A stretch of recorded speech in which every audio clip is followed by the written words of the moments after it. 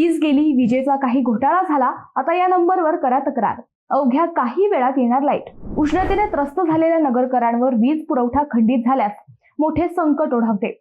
अशा वेळी महावितरण कंपनीतील कर्मचाऱ्यांशी संपर्क साधायचा कसा, असा प्रश्न पडतो.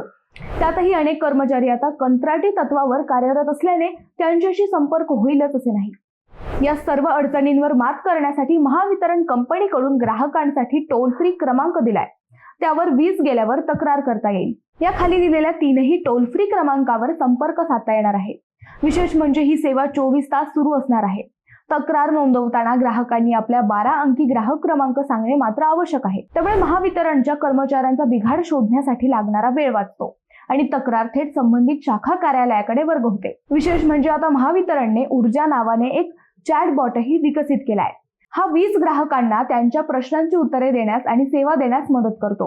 हा चॅटबॉट महावितरणच्या संकेतस्थळावर तसेच मोबाईल ॲपवर उपलब्ध आहे. याबरोबरच ऊर्जा चॅटबॉटद्वारे महावितरणकडून येणारे वीज बिल तपासणे, मीटर रीडिंग देणे, नवीन वीज कनेक्शनसाठी अर्ज करणे आदी सुविधा उपलब्ध झाल्यात. नगरकरांनो, तुम्हाला ही माहिती कशी वाटली नक्की कमेंट करून सांगा.